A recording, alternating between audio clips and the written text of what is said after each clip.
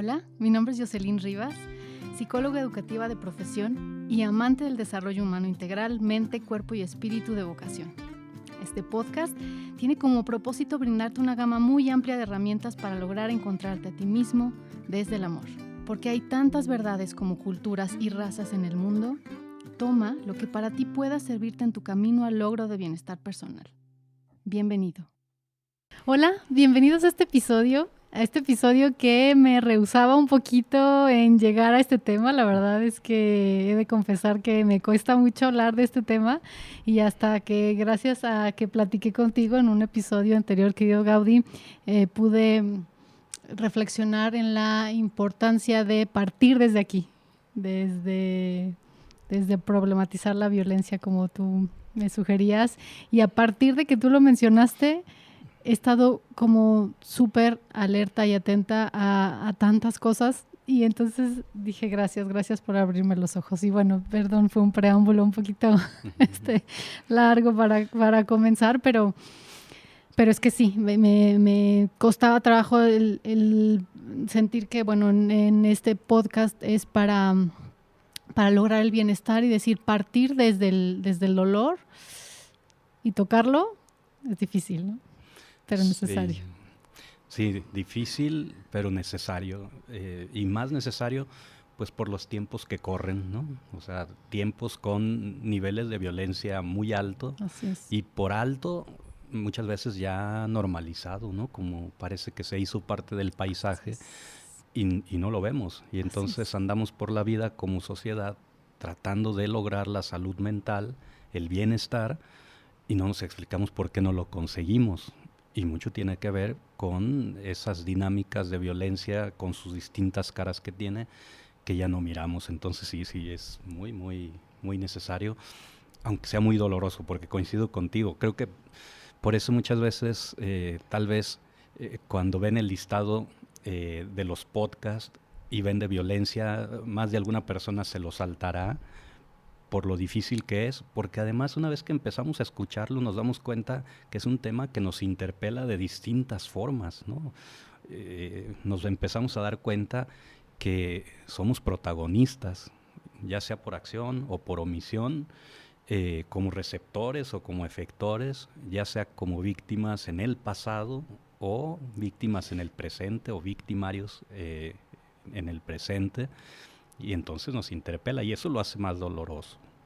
Bueno, yo ya me estoy yendo de lleno, no sé si Está bien, empezamos íbamos a hacer una bienvenida, introducción, encuadre. Sí, la presentación, querido Gaudí, pero sí, okay. Gracias. Era importante como partir de aquí. Y bueno, gracias, querido Gaudí, gracias por estar aquí. Gaudí, que es psicólogo, psicoterapeuta, tallerista, autor de Libro Cero Golpes, que también vamos a platicar más adelante de él, y que gracias a él se han hecho reformas importantes justo en este tema, ¿no? De la violencia. Entonces, bueno, eso, y como siempre digo, mucho más. Para mí, maestro de vida. Y bueno, pues gracias por estar aquí, querido Gaudí. Bienvenido. Con todo gusto, gracias por volverme a invitar. Quiere decir que no quedó tan mal el primero que hicimos. Gracias por invitarme. No, al contrario, gracias. Y bueno, pues empecemos entonces primero tratando de acotar el que podamos tener todos muy claro qué es la violencia. Sí, es importante ponernos de acuerdo qué es la violencia para poderla nombrar, porque como dije, solemos andar por la vida sin darnos cuenta que la padecemos o que la ejercemos. Podríamos decir que la violencia es ese ejercicio que hace el agresor o el efector, el generador de violencia, y que tiene como finalidad anular a la otra persona, invisibilizarla, cosificarla, es decir, quitarle su condición humana y pasarla a una condición de objeto, ¿no? de objeto que puede, por lo mismo, ser manipulado, ser cambiado de un lugar a otro sin permiso, sin respeto. Eso es, en esencia, la violencia. Y ya después se va a utilizar pues la fuerza que sea necesaria para tal fin, para ¿no? lograr. La fuerza física, la fuerza psicológica, la fuerza patrimonial, la fuerza económica, y es a eso a lo que vamos después a llamar pues los tipos de violencia, ¿no? Pero en esencia vamos a encontrar que la gente que ejerce dicha violencia ni siquiera tiene como finalidad dañar a la otra persona, aunque invariablemente termina dañándola. Su objetivo es peor que ese, es anularla, ¿no? Es dejarla de ver, es, como dije, invisibilizarla. Digo que eso es todavía peor porque es quitarle esa posibilidad de existir, ¿no? Y para eso, pues basta con no escucharle, no mirarle, no considerarle, no tomarle en cuenta su voz, su palabra, sus necesidades, sus gestos. Si le anulamos, le invisibilizamos, le estamos violentando, ¿no? Y justo cuando revisaba un poco para adentrarme en el episodio de hoy, me encontraba con que la importancia de poder ir revisando esta definición en nuestros contextos, en nuestras realidades, en nuestras prácticas, porque justo vamos normalizándola, ¿no? Y eso es lo grave, ¿no? Por ejemplo, con la esclavitud, que llegamos a ver esta situación como algo normal, y entonces llegó un momento en el que tuvimos que volver a revisar las actitudes, las conductas, ¿no? Y entonces, en ese sentido, creo, Gaudí, ahorita justo tú lo decías, digo, a lo mejor más adelante también vamos a poder profundizar un poquito más, pero ¿cuáles son las conductas que tú observas en la actualidad y en tu práctica profesional en donde hemos normalizado la violencia? Ahorita tú ponías algunos ejemplos, creo, ¿no? Un sí, poco. Fíjate, tal vez para poder acercarme a tu pregunta, valdría la pena agregar algo más en tema de conceptos, ¿no? Traté de dar una definición de la violencia. El otro concepto que hay que diferenciar es la agresividad, ¿no? O sea, la agresividad, desde el enfoque para la cultura de la paz, la entendemos como esa energía vital con la que hemos nacido los seres humanos, ¿no? Es esa fuerza, esa energía que utilizamos en el día a día, ya sea para protegernos, para defendernos de desastres naturales, del ataque de un depredador, de un animal o de una persona. La agresividad también es esa fuerza o energía que usamos para llevar a cabo nuestros proyectos, nuestras tareas, ¿no? Es esa fuerza, esa adrenalina que se activa para poder sobrevivir. Entonces, la agresividad es biológica, está al servicio de la vida, mientras que la violencia es una cuestión aprendida a través del tiempo, a través de las instituciones, las personas, los medios de comunicación, y está, pues, digámoslo así, a favor de la muerte, ¿no? De la destructividad. Entonces, dejando ahí como estos dos conceptos, sí, y un tercero, sí, que sería el concepto de conflicto. Ya. Diríamos que el conflicto, pues, es inherente a la vida humana, ¿no? Sí, o sea, donde sí, haya dos personas o más, estará garantizado el conflicto.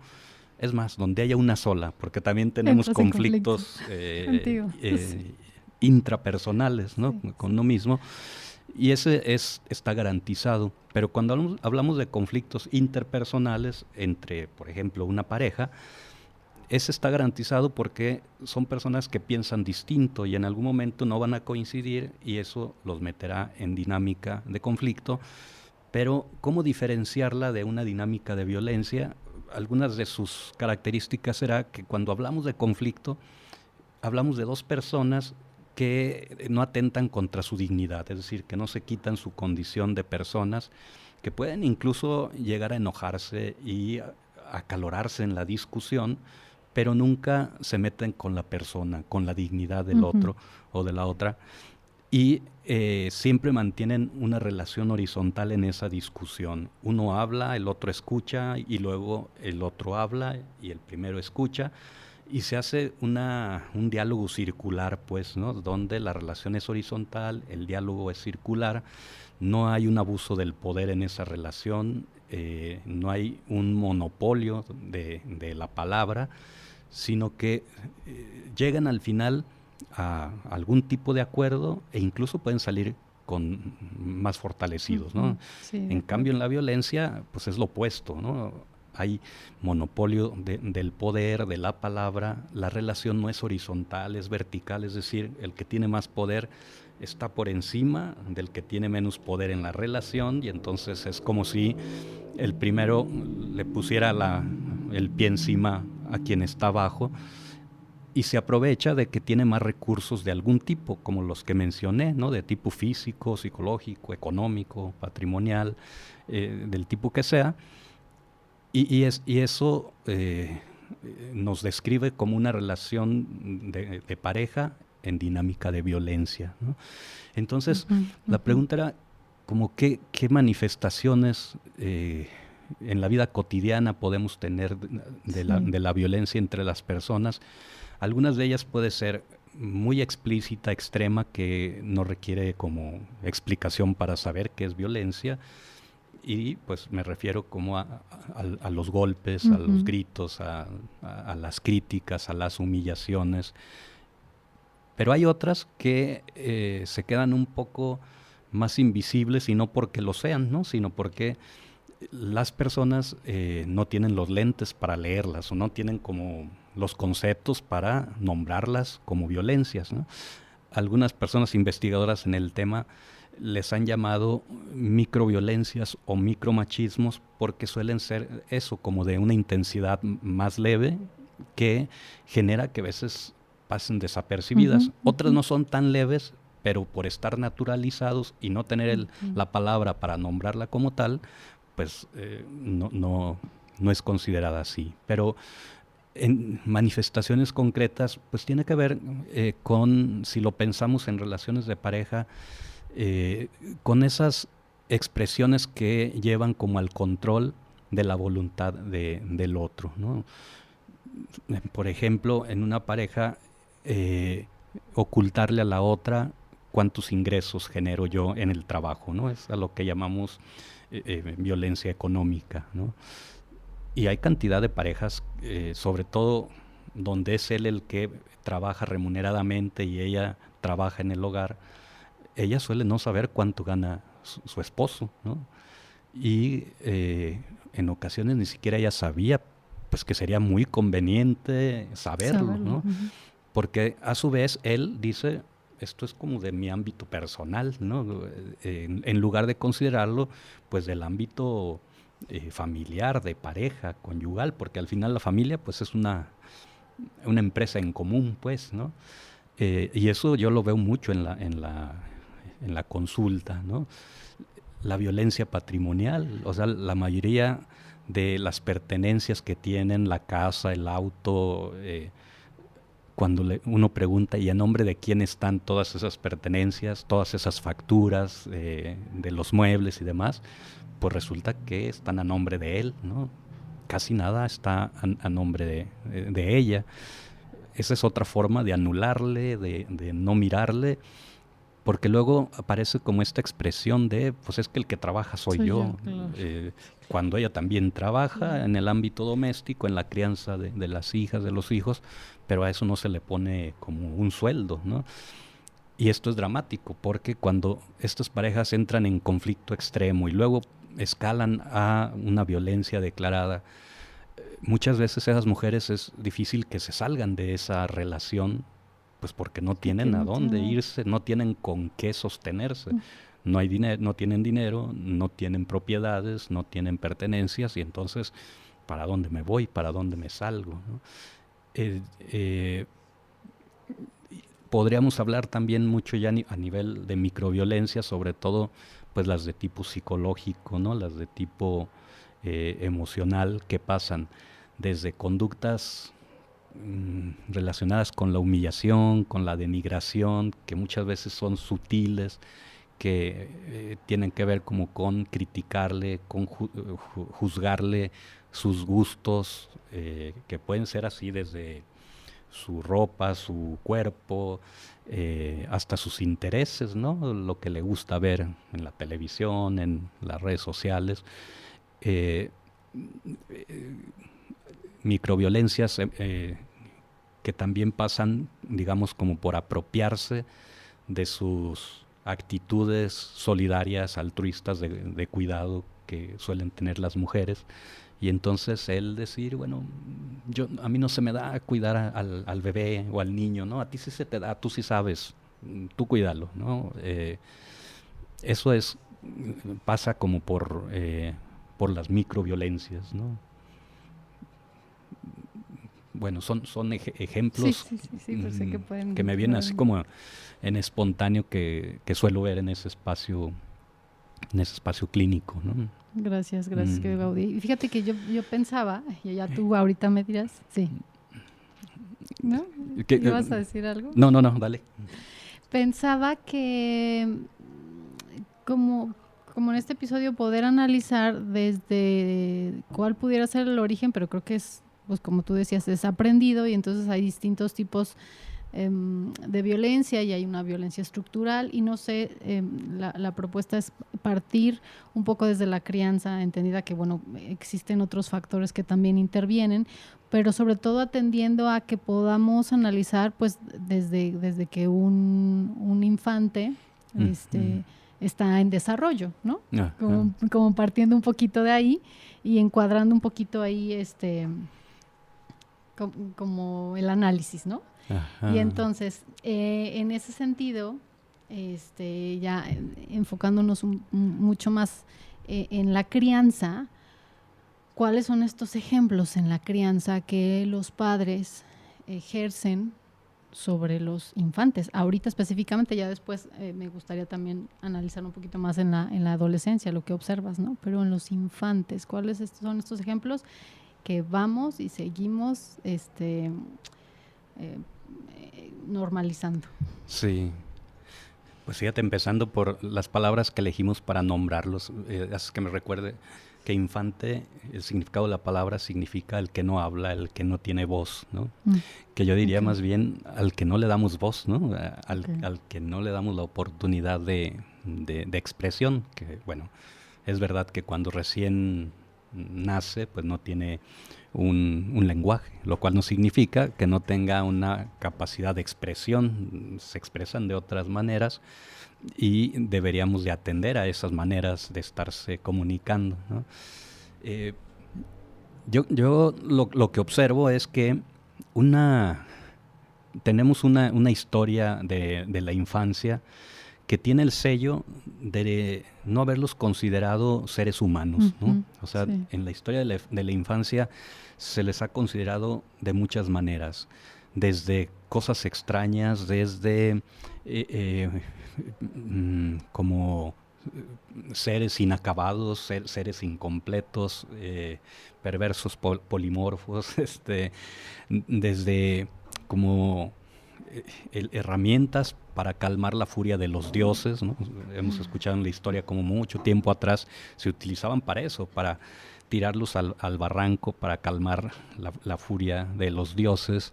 Se les utilizaba incluso como para pegar los tabiques de los muros que se creaban en la creencia de que eso daba más solidez a esos muros. Y entonces a través de la historia han existido de muchas formas y el existir como un ser humano es muy reciente. O sea, el mundo le dio esa categoría prácticamente en 1989 con la expedición de la Convención sobre los Derechos del Niño. Así dice, del niño, no dice de la niña también. Y 1989, pues en la historia es muy reciente, ¿no? Y allí, pues la mayoría de los países del mundo, menos un par, firmaron esa convención como un signo de que se comprometen a hacer valer todos los derechos de niñas, niños y adolescentes que están plasmados ahí y que son los mínimos necesarios para generar un sano desarrollo. Pero lo más importante, pues, es que desde ahí ya se consideró así, sujetos de derecho, no objetos propiedad de nadie, no cosa, no que puede ser movida para cualquier lugar, ¿no?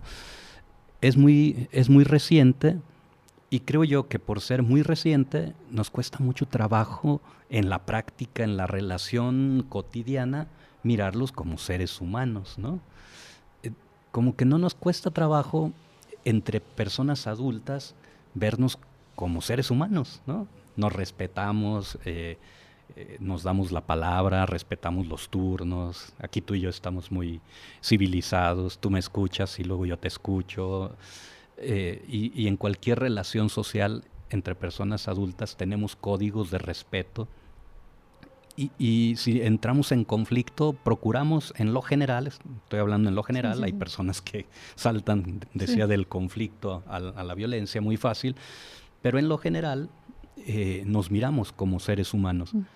Sin embargo, a las niñas y niños seguimos todavía con esas reminiscencias del pasado, donde a veces pareciera que seguimos pensando que todavía no terminan de ser humanos, ¿no? Que todavía no terminan de madurar, que todavía no entienden las cosas. Y de hecho se dicen, no le expliques porque él ni te va a entender, ¿no?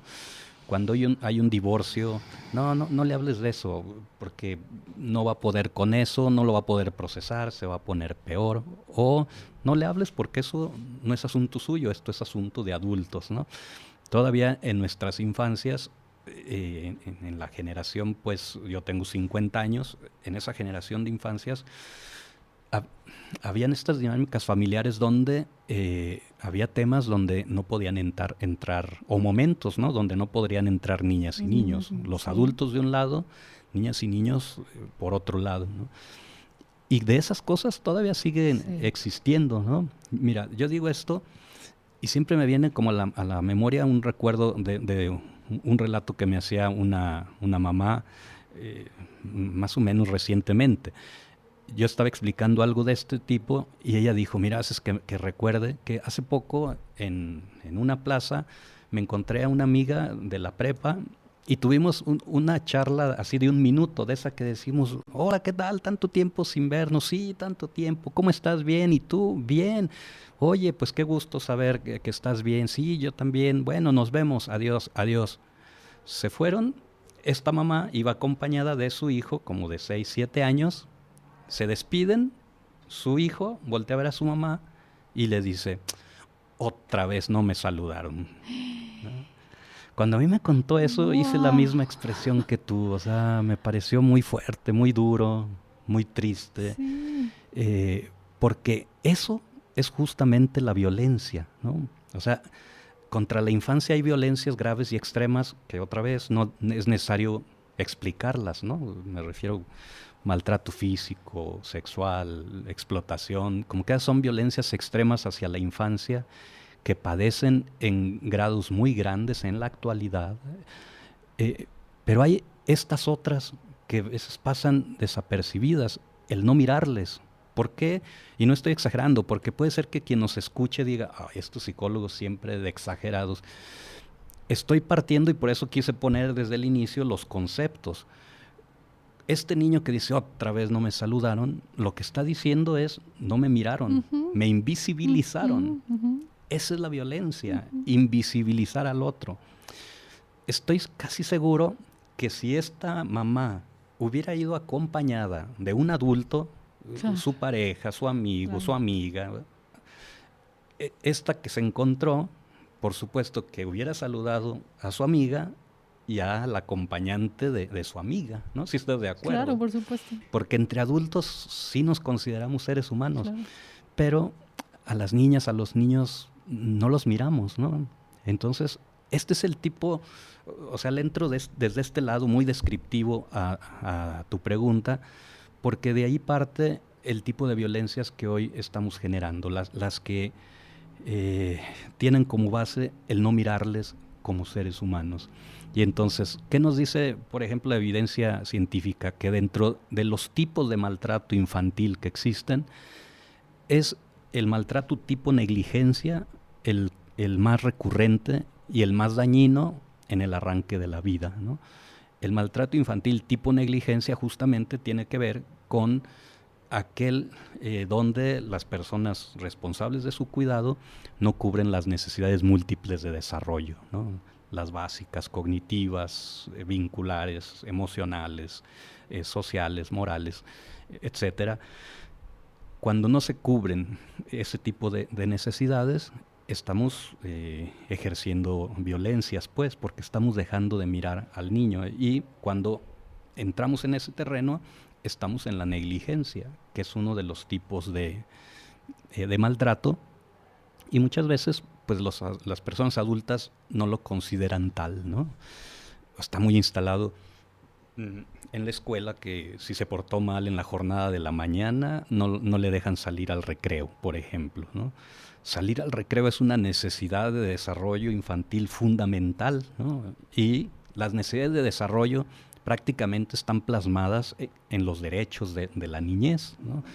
Que asumimos en 1989 como algo, sí, dijimos de esas cosas, esos derechos que vamos a respetar, y ese fue un compromiso asumido por los países que fueron firmando la convención, que dije, se expidió en 1989, nuestro país la firmó en el 1990, pero nos está costando trabajo poder hacer realidad esos derechos, ¿no? Y si no cumplimos esos derechos, entramos en el terreno de la violencia. Para decírtelo así muy, muy rápido y también conceptual, yo en este libro de mi autoría, Cero Golpes, en la 4ª edición, que es esta, he propuesto como 4 criterios para saber si estamos en el terreno del buen trato con esa niña o niño. Uno de ellos es tratarle como un ser humano de nuestra propia especie, un miembro de la propia especie. Segundo, cubrir sus necesidades de desarrollo. Y tercero, precisamente, respetar todos y cada uno de sus derechos humanos. Y hay un cuarto que tiene que ver con la sensación que nos provoca a quien cuidamos y a quien es cuidado. Si las sensaciones son agradables, significa que mi intervención fue respetuosa, fue bien tratante, ¿no? Cuando uno no pierde la cabeza ante lo que estaba haciendo nuestro hijo, nuestra hija, y logró manejar eso de manera creativa, sensible, inteligente, uno se queda con una satisfacción, con un orgullo, se siente bien nuestro cuerpo. Y el cuerpo de nuestra hija, nuestro hijo, igual, se siente reconocido, respetado, seguro, confiado. Entonces, ese es, digamos, como el 4º criterio. Pero de esos 4 criterios, decía, el de respetar a todos sus derechos, además de que es una ley, es todo un reto para nosotras y nosotros, porque desde ese enfoque deberíamos de escuchar siempre la opinión de la niña o del niño, y creo que eso es lo que más trabajo nos está costando en esta actualidad. ¿Por qué? Por muchas razones, pero una de ellas tiene que ver con que esta generación nuestra no fuimos mirados de manera suficiente en nuestra respectiva infancia, ¿no? Y al no haber sido mirados de manera suficiente, pues ¿de dónde vamos a tener el referente para mirar a nuestras hijas e hijos como sujetos de derechos? Si a nosotros nos decía, usted vaya para allá, esto es cosa de adultos. Si a nosotros nos dieron un golpe, un grito, una humillación cuando nos portamos mal, y eso se quedó anidado en nuestras memorias profundas, pues ¿de dónde vamos a tener el recurso para ser respetuosos, sensibles ahora con nuestros propios hijos e hijas? Nos va a costar más. No estoy diciendo que sea imposible, pero nos va a costar más. Y entonces, en este relato espero estar como transmitiendo entre líneas en qué se viene traduciendo al final hoy como los malos tratos hacia la infancia o las violencias, pues, ¿no? Tú dime, no sé si voy bien o no.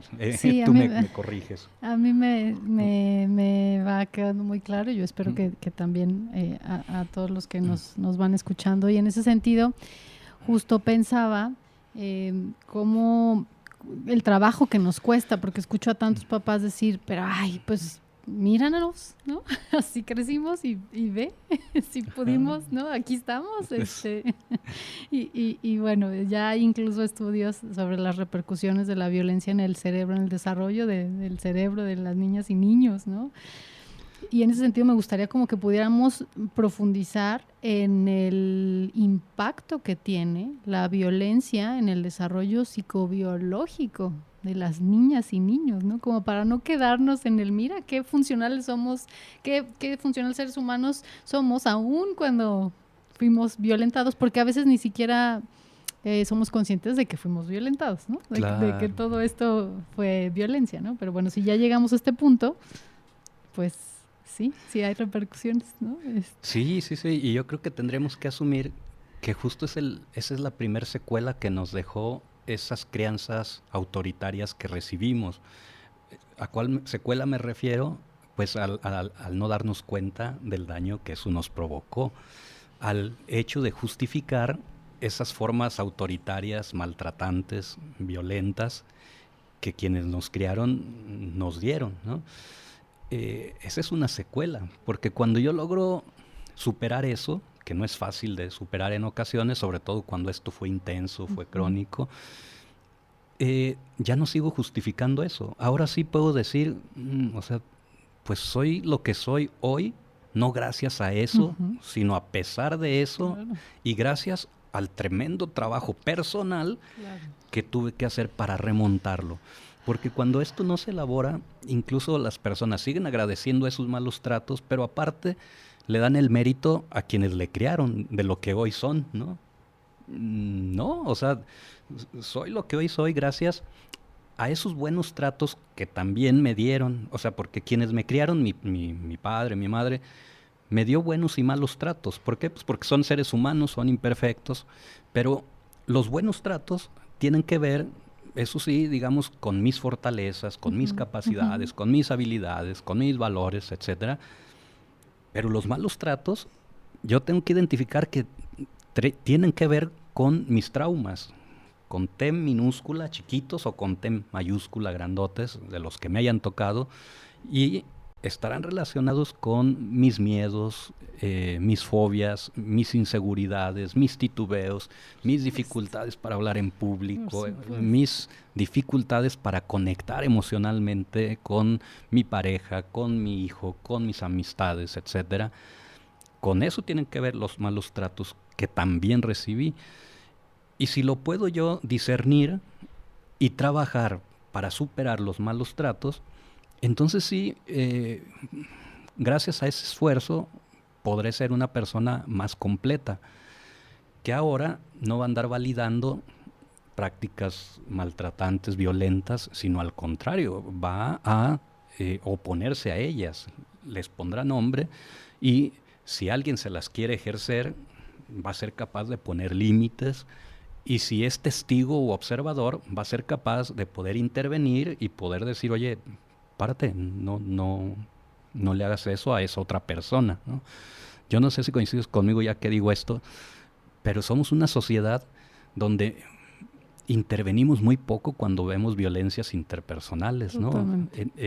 Aquí en Cero Golpes hago un apartado amplio donde señalo cómo nos toca ser testigos en vía pública del zarandeo, del jaloneo que le da una mamá, un papá a su niño en la vía pública, y casi nunca intervenimos. Como que decimos, bueno, eso es asunto suyo o tal. Esas son secuelas que nos quedaron y que nos inhiben ante el poder como empatizar, identificarnos con esa niña o ese niño y entrar en acción para poder ponernos de su lado y protegerle. La secuela consiste en que terminamos identificándonos con el agresor, justificando lo que está haciendo, y de ahí es que nos salen estos pensamientos. Bueno, pues es un asunto de padres e hijos. ¿Quién sabe qué habrá hecho ese niño? Para que No, cuando logramos superar todas estas cosas, somos testigos y es inevitable que hagamos algo para frenar eso, ¿no? Yo sugiero que tampoco intervengamos echándole más leña al fuego, ¿no? Sino más bien ofreciendo ayuda, porque casi siempre que los papás están perdiendo la cabeza no es porque no amen a su niño, ¿no? Es porque perdieron la cabeza, están estresados, necesitan ayuda. Entonces, más bien acerquémonos para decir, oigan, ¿les puedo ayudar en algo? Oigan, ¿qué está pasando acá?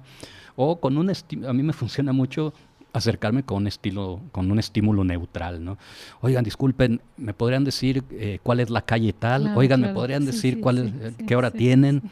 Y eso los saca un poco Sí. del cortocircuito interpersonal que están haciendo. Y, ¿qué dice? Sí, ando un poco perdido, me dice dónde está la calle tal. Y a veces eso genera que se rompa el cortocircuito. O hay ocasiones en que pues sí hay que escalar un poquito diciéndole a la persona, yo se lo he dicho, ¿no? Oiga, señor, ¿sabía usted que eso que le está haciendo a su hijo está prohibido en la ley? Se va a meter en líos. ¿Y a usted qué le importa? Que no sé qué me han llegado a decir, ¿no? No, oiga, sí me importa porque es un niño y todos los adultos de la sociedad somos responsables de su hijo, no solo usted. Por eso sí me importa.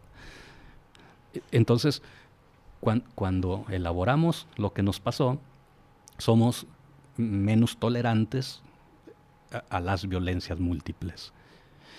Me puedo imaginar hasta ese niño que es defendido, ¿no? El impacto que pueda tener en su vida, el decir, ¿verdad? ¿No? Si yo estaba empezando a creer, porque incluso hay niños que dicen, es que yo me lo merecía. O sea, he escuchado niños que es que me pegaron, pero no, es que yo me lo merecía, ¿no? Sí, es qué bueno que lo mencionas, porque ese tercero que actúa en defensa suyo, Alice Miller le llama un testigo auxiliador, ¿no? Alguien que se pone de su lado, no del lado del agresor, o también otros, como Cyrulnik le llama un tutor de resiliencia, ¿no? Que es una persona que con su actitud sensible, empática, se pone de su lado, no del lado del agresor, y con eso le valida su existencia, le valida su experiencia, y como tú mencionas, le puede ayudar a que no se naturalice, ¿no? Porque tampoco estoy hablando o no estoy sugiriendo juzgar, criticar a esos papás. Es señalar lo que están haciendo, porque entonces el niño dirá, entonces esto no se vale. Mi cuerpo me lo decía. Hace un momento yo decía que una de las coordenadas del buen trato es que eso que hace el adulto hace que le genera sensaciones gratas. Al niño que lo zarandean, le pegan, le humillan, su cuerpo sensorial siente cosas no gratas. Pero cuando ese papá o mamá que le está agrediendo después le dice, y lo hago para que entiendas, y es por tu bien, entonces entra en confusión. Pero si hay un tercero que participa y dice, oiga, párele, eso está prohibido, no se vale, tal, este niño dice, mi cuerpo no está mal, mi cuerpo está correcto, está diciendo que esto que me hacen no es adecuado. Y con eso tal vez no vamos a evitar que estos papás o mamás sigan haciendo lo mismo, pero sí habremos dejado, digamos, como una semilla en ese cerebro profundo de esa niña o niño, en el sentido de decirle, eso es maltrato, y eso va en contra de tus propios derechos, ¿no? Creo que me estimuló tu pregunta para muchas cosas y no sé si las respondí, si me fui por varias ramas. Pero creo que era súper importante. Yo agradezco este ejemplo. Y regresando como a que creo que es importante, ¿cuáles son las secuelas en el cerebro o el impacto en el cerebro de los niños y niñas y niños? Sí, hoy está, como decías tú, muy identificado cómo afecta el cerebro el estar como sometido a las violencias, y el tipo de cosas que se ha encontrado es que la violencia en cualquiera de sus modalidades genera algo que llamamos estrés tóxico, ¿no? Y aquí diferenciamos los tipos de estrés. Hay un estrés que es positivo, que es el que necesitamos para activar nuestra agresividad que mencioné hace un momento. Y ese, pues, es parte de la vida, no podríamos vivir sin él, lo necesitamos. Y hay un estrés que es negativo, llamado tóxico técnicamente, y es tóxico porque es ese cortisol, la hormona del estrés en el cerebro, en niveles altos durante mucho tiempo, muchos días, semanas, meses, en algunas personas hasta años, y que al mantenerse así, entonces su toxicidad empieza, pues, a quemar las neuronas, a romper conexiones sinápticas, estructuras del cerebro, y tristemente, por ejemplo, en casos crónicos graves de niñas que han sido sometidos a estas dinámicas, lo que se encuentra es que su cerebro termina siendo más pequeño que los que han crecido en condiciones familiares favorables, ¿no? Su cerebro pues deja de crecer porque el cortisol pues va impidiendo ese crecimiento, y si el cerebro se detiene, pues todo se detiene, ¿no? También ocurre que a nivel de estructura cerebral hay una de ellas que se llama amígdala, que es una estructura muy profunda aquí a la altura de la sien, debajo de la corteza cerebral, que es la encargada de detectar el peligro, el riesgo, la amenaza, y por lo tanto es una estructura muy útil porque nos ayuda a estar alerta ante cualquier estímulo que nos ponga en riesgo. Pero el problema es que cuando estás muy sometido a el maltrato, decía, en cualquiera de sus modalidades, esa amígdala termina hiperestimulándose, ¿no? Y llega a un punto donde ya no sabe leer bien los estímulos, ¿no? Lo vemos nuevamente con los niños maltratados al extremo, que me tocó en más de una década que trabajé con ellos en un centro de asistencia social. Venían de sus hogares donde el maltrato era la constante, llegaban a nuestro centro de asistencia donde su educadora hacía todo el esfuerzo por tratarle con sensibilidad, pero en una de esas el niño estaba a punto de golpear a su otro compañero, y entonces su educadora interviene así rápido y le dice, no le pegues. Levanta la voz, lo detiene, pero el niño se pone mal, ¿no? Y se desorganiza, la patea, pone de cabeza el salón, y después venía conmigo como coordinador a acusar a su maestra, que su maestra lo maltrató, tal, y después la maestra, como muy preocupada, venía y me decía, oye, no, te quiero aclarar con precisión qué fue lo que ocurrió. Yo solo lo detuve, sí levanté la voz porque estaba a punto de pegarle, fue una cosa refleja para proteger al otro niño y frenarlo. Y yo le decía, no, tranquila, te creo. ¿Qué le pasó a ese niño? Que su amígdala cerebral leyó ese comportamiento de su educadora de una manera sobredimensionada, claro, ¿no? Seguramente en fracción de segundo, porque esto es de cerebro profundo, no es de cerebro racional, sino es de este cerebro de sobrevivencia que hace que rápido reaccione. Seguro ese niño, con una amígdala ya descalibrada, pensó que efectivamente después del grito y detenerlo iba a escalar el maltrato, como le sucedió quién sabe cuántas veces allá en su familia de origen. Y entonces rápido el cortisol se va a la alza, su mente se desorganiza y reacciona muy mal, ¿no? Entonces todo ese cerebro llamado cerebro límbico, donde están las memorias con su hipocampo, y pues digámoslo así, queda patas para arriba, pues, ¿no? Y entonces el mundo emocional queda muy comprometido, con mucha dificultad para poder entenderse a sí mismo, entender a los otros, y si nadie le ayuda a esas niñas, niños o adolescentes para poder recuperarse, pues entonces se convertirán en adultos así, ¿no? Como muy, muy desorganizados, muy inseguros de sí mismos, de los otros, muy a la defensiva, siempre hipervigilantes, sin poder descansar, ¿no? Nunca, ¿no? Porque podemos entender lo cansado que es estar siempre como volteando para todos lados, pensando que te van a hacer daño, y ante cualquier pequeño ruido sobredimensionarlo, ante cualquier desplante o ni siquiera desplante, que la otra persona le pides un favor y te dice que no puede, que lo siente pero no puede.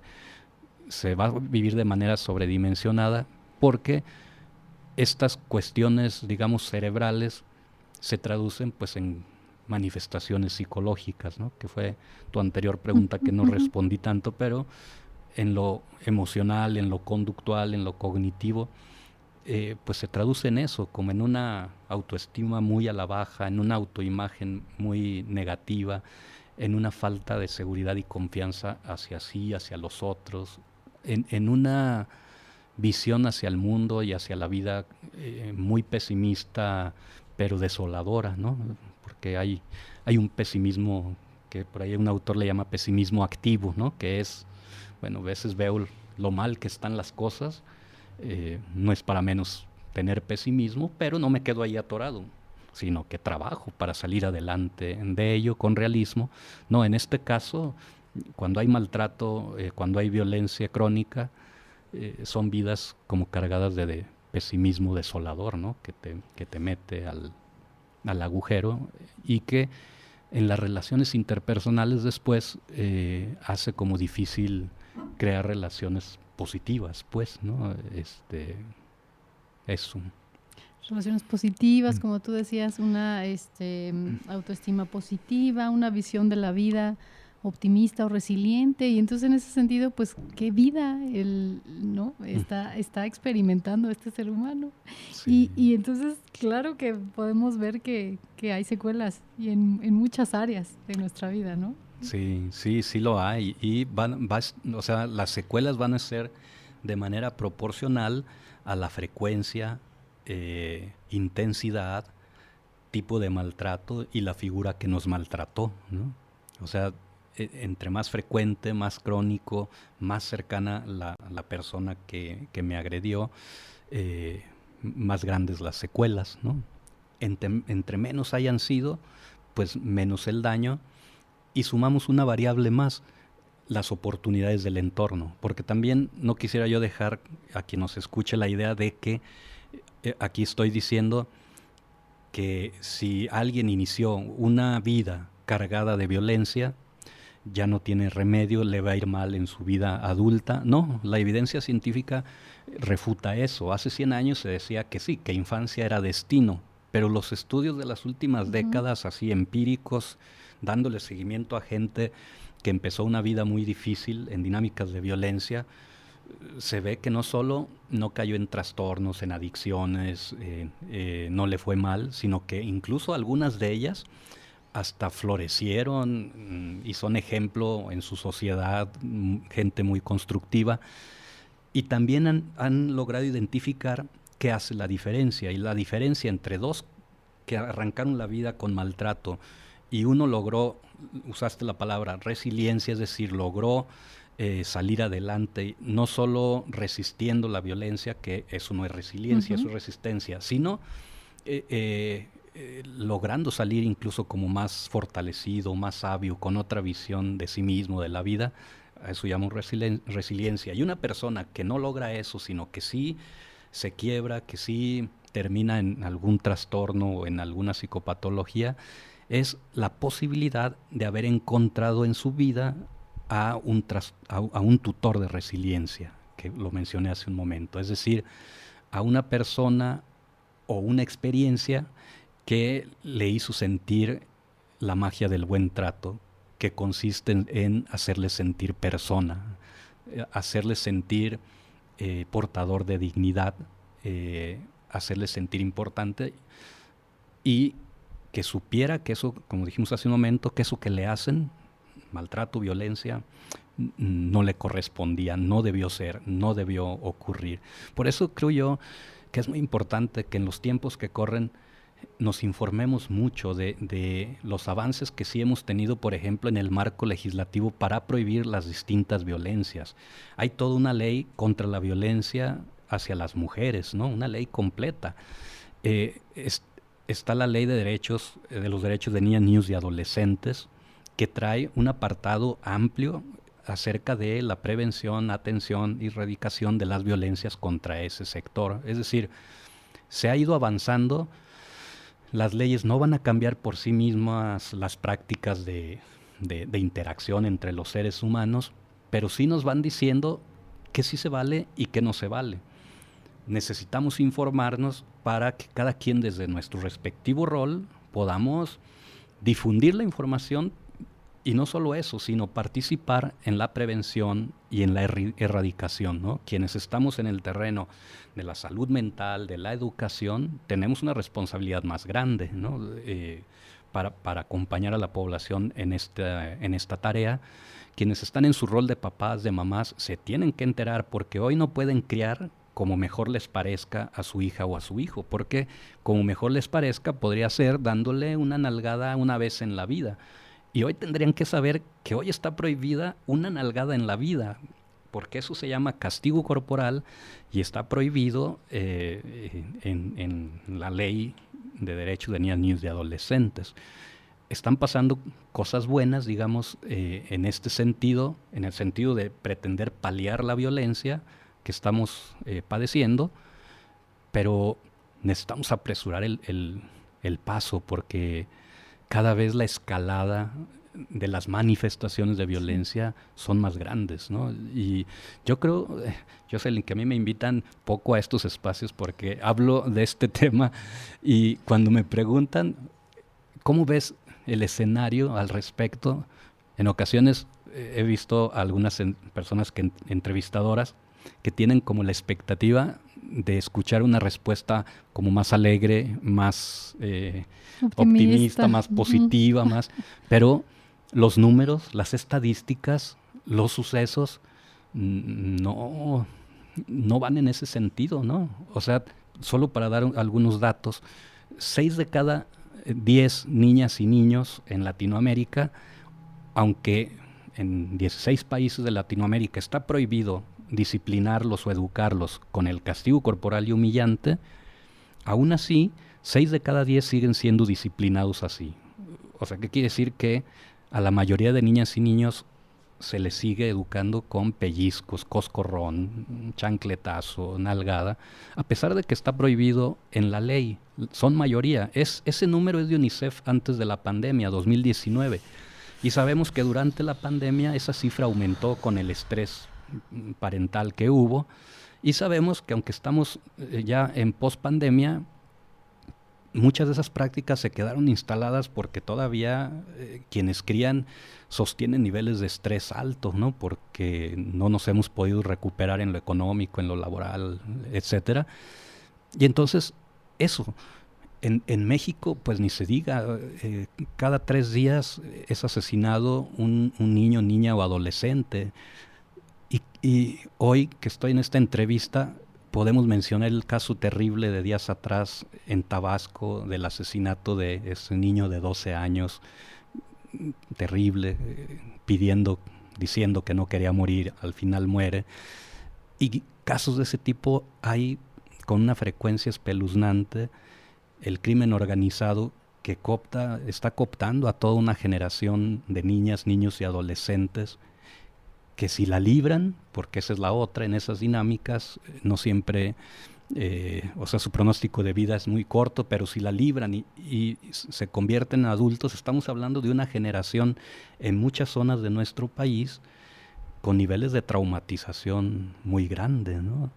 Entonces, hay muchas manifestaciones de destructividad humana que, como dijiste al inicio de esta charla, tal vez por dolorosa, quisiéramos no verla, quisiéramos que no se hable, que no se difunda, pero es necesario, hay que abrir los ojos, hay que darnos cuenta porque algo podemos hacer, ¿no? Desde el lugar que estemos. Sí, por supuesto, ¿no? De entrada la invitación sería a reflexionar cada uno de nosotros en nuestro actuar, ¿no? En cómo nosotros hemos intervenido, porque justo tú decías al inicio, a veces después de ser violentados nos volvemos nosotros en los victimarios. Entonces también tener muy claro el que si experimentamos violencia, pues es muy probable, y yo me quedé mucho con eso desde la entrevista pasada, de entrada aceptar que yo puedo ser violento me ayuda a estar mucho más alerta de las acciones que yo puedo estar cometiendo. Y sí, justo trabajo en escuela y dentro de este ambiente, y me parece que incluso la escuela en la que trabajo es bastante armoniosa, bastante pacífica, y dentro de todo, al final también termina siendo un reflejo de la sociedad, y puedo ver cómo sí, tenemos muchas cosas por hacer en ese sentido, ¿no? Veo cómo las interacciones de pronto llegan a ser de este tipo y que a veces no necesariamente vienen de los papás al final, es un reflejo de lo que nos está sucediendo, de lo que también viene un poco por las pantallas, ¿no? Que ahora es otro impacto que estamos teniendo, ¿no? De que de pronto todo lo que viene en redes también está educando, y esta información tampoco no necesariamente a veces es tan positiva, ¿no? Muchas veces... Sí, porque desafortunadamente la violencia vende, o sea, uno de los muchos procesos psicosociales que sostiene las violencias tiene que ver con algo que se llama la insensibilización, ¿no? Y la insensibilización tiene que ver con esta tolerancia, efecto de tolerancia a la violencia, que sucede que cuando vemos en una red o en una pantalla un caso fuerte de violencia, nos impacta y nos pone mal como observadores, pero si al día siguiente vuelven a difundir los medios de comunicación un nuevo caso de ese tipo, tristemente sí nos afecta, pero la intensidad ya no es del mismo tamaño, porque hicimos una cierta tolerancia. Para que volvamos a tener ese efecto de impacto fuerte que tuvimos con el primer caso, vamos a necesitar conocer, entrar en interacción con otro más novedoso o más grande, pues, ¿no? Y en ocasiones, por ejemplo, la gente adolescente o que está en la niñez, sobre todo en la adolescencia temprana, en la niñez, que se supondría no deberían de estar jugando con videojuegos, con contenidos de violencia, pero la falta de supervisión en ocasiones los lleva a ello. El efecto que les genera es ese, que cada vez se les empieza a ser más aburrido ese juego y están buscando el siguiente más violento. Y eso genera pues como una escalada de insensibilización que cuando luego ven un caso real en una noticia, en un noticiero de violencia, ya no les impacta porque eso lo han visto tantas veces en un videojuego. Videojuegos que tristemente cada vez son más parecidos a la realidad, que incluso los videojuegos muchos de ellos son los que utilizan algunos ejércitos en el mundo para capacitar, para entrenar a su milicia.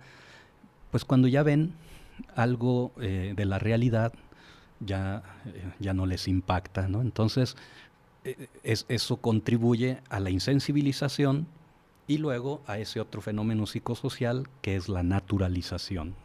Pues como todos mis amigos juegan, como todo el mundo dice, bueno, ni estuvo tan grave, pues yo tampoco. Y entonces ahora ya también se naturalizó.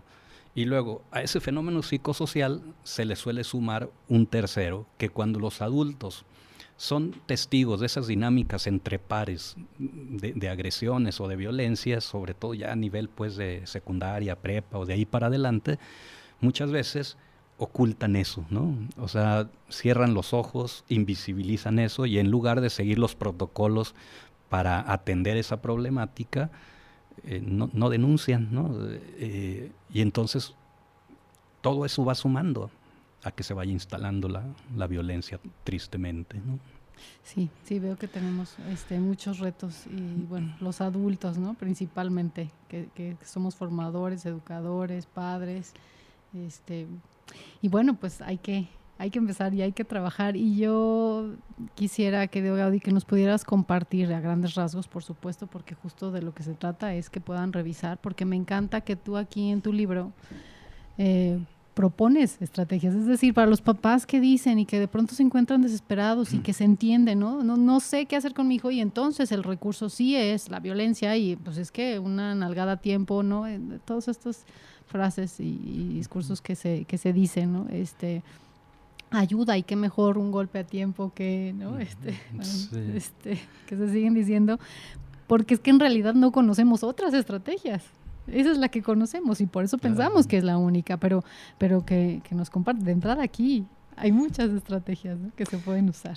Sí, digámoslo de esta manera. La buena noticia es que en la actualidad tenemos cantidad de información basada en evidencia, evidencia científica con enfoque de derechos humanos, y mucha de ella incluso gratuita, ¿no?, en redes sociales.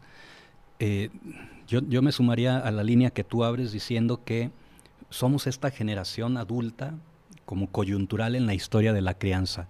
Coyuntural porque venimos, como hemos estado diciendo, de haber sido criadas de una manera autoritaria, con buena dosis de malos tratos, y ahora no solo tenemos la invitación a criar de una manera respetuosa, de una manera bien tratante, sino que tenemos la obligación jurídica. Eso no va a ser fácil, porque solemos partir de lo que vivimos, pero tampoco es imposible. Basta con que le dediquemos tiempo a ello y vayamos a la búsqueda de información. Efectivamente, yo aquí en Cero Golpes doy muchas pistas. Está dividido en 3 partes. La primera habla de mucho de lo que ahorita estuvimos hablando, la historia del castigo corporal y humillante, sus dimensiones, causas, consecuencias. Pero 2/3 partes, o sea, la mayoría del libro, tiene que ver con alternativas. O sea, digamos que 1/3 dice el cómo ya no hemos de criar porque está prohibido por las leyes, y 2/3 partes del libro habla de los cómo sí pudiera ser, sin que esto sea un recetario, porque esto es lo complejo, no hay recetas para la crianza, pero sí hay como criterios, principios, saberes y líneas. Y lo otro que encontrarán en Cero Golpes es otras referencias de otros libros que si les interesó ese tema lo pueden seguir buscando, y eso me alegra mucho que en estos últimos años, yo diría que en estos últimos 8 años han estado saliendo cada vez más títulos de libros, pero insisto, así basados en evidencia científica, con enfoque de derechos, porque todavía a inicios de este siglo había libros de crianza, pero que llegaban a sugerir una nalgada, un coscorrón, un grito, no lo decían así, pero era un grito humillante. Y no se ha erradicado esas publicaciones, pero cada vez son menos. Entonces, bueno, esa es la buena noticia. Vamos a la búsqueda de esa información. Yo tuve la posibilidad de participar en una consultoría para UNICEF, y ahí generamos un repositorio de información en su página. Busquemos la forma de que lo puedas poner tú ahí. Sí, y ahí la gente puede acceder a mucha información gratuita, es decir, manuales, videos que son gratuitos, se pueden bajar, se pueden difundir sobre crianza positiva y buen trato. Sí, muchísimas gracias. Sí, desde darnos cuenta, creo que ahí empieza nuestra tarea. Démonos cuenta de todas las acciones que vamos por la vida o viendo, o normalizando o practicando, y que tienen que ver con violencia, y desde ahí vamos buscando estas estrategias. Sí, y bueno, decir también que este libro actualmente ya lo encuentran en Amazon, y a mí me encuentran en Instagram por mi nombre, Gaudencio Rodríguez Juárez, y en Facebook como Gaudencio Rodríguez J, Parentalidad y Buenos Tratos. Y que aquí voy a poner tus redes para que te sigan, porque compartes siempre información muy, muy valiosa de todo este tipo, ¿no? Yo te sigo aprendiendo como siempre, y si quieren seguirlo aprendiendo, síganlo, por favor. El libro, padrísimo. Sí hay caminos, sí hay estrategias, y claro que podemos hacer la diferencia, y nos toca hacer la diferencia, y en ese sentido nos toca prepararnos, ¿no? Desde el poder sanar, ¿no? También la invitación sería a sanar. Sí, porque hay algo maravilloso, que cuando nos proponemos tratar bien a nuestras hijas, hijos, a nuestro alumnado, cada vez que lo logramos, algo se sana y se cura dentro de nosotros también. Entonces es un círculo virtuoso donde ambas partes nos transformamos, ¿no? Uh-huh. Sí. Qué bonito esto que acabas de decir. Y sí, de entrada me conmueve mucho, porque justamente el último taller que di me hice mucho más consciente que mi misión ahora era justamente que menos adolescentes, o de preferencia ninguno, pudiera experimentar lo que a lo mejor en mi adolescencia yo experimenté, ¿no? De decir, que cosas que fueron para mí dolorosas, decir, no tendrían por qué suceder. Busquemos otras estrategias, y en ese sentido compartir el trabajo y compartir lo que hacemos, y tantos profesionales que vamos trabajando y luchando y sumándonos a esto, es maravilloso ver cómo también hay muchos papás interesados, también hay personas que quieren hacer el cambio, también se quieren preparar, también quieren sanar, también quieren hacer la diferencia, ¿no? Sí, yo diría entonces reconozcámonos como una generación herida, porque nadie nos salvamos de ello. lo que puede hacer la diferencia es quien se dispone y tiene la conciencia y el valor para sanar, ¿no? Y no lo digo con juicio para quienes no lo emprenden. Uh-huh. Lo que sabemos es que quien no lo emprende es porque sus heridas son significativas, tanto como para no quedarle la energía psíquica, física, pues para trabajar en esa tarea, ¿no? Entonces, pero escucharte me hace pensar en eso. Somos una generación herida que tenemos la oportunidad de darle la vuelta. ¿Por qué? Por lo que dije, porque tenemos información, tenemos marco jurídico nuevo, tenemos la ciencia avanzando, las ciencias humanas, ¿no? La psicología, las neurociencias, los estudios en resiliencia, la teoría del apego, etcétera, muchas disciplinas que nos están dando herramientas. Tal vez el esfuerzo por aumentar es acercar todo eso más a la comunidad, ¿no? Entonces yo por eso festejo mucho tu espacio, no dudo en venir porque esto es lo que pretendemos, acercar a la población en general información que pueda serle de utilidad para que cambiemos este paradigma en la crianza. Y decía Guillermo del Toro, nuestro cineasta, si lográsemos omitir el maltrato en una sola generación de niñas, niños, adolescentes, solo en una, cambiaríamos el mundo, ¿no? Sabemos que es una utopía, pero las utopías son para eso, dijo también el clásico, ¿no? Para saber hacia dónde caminar y no parar. Por supuesto, por supuesto. Muchísimas gracias, querido Gabri. Por favor, recuérdanos, no sé si ya dijiste, ¿dónde podemos encontrar tu libro? ¿Cómo lo podemos conseguir? Bueno, es Cero Golpes, en su 4ª edición, está cumpliendo 10 años, por eso lo estamos mencionando en todas partes, porque está más vigente que nunca, ¿no? Es más de 300 páginas, actualizado, ampliada en su información.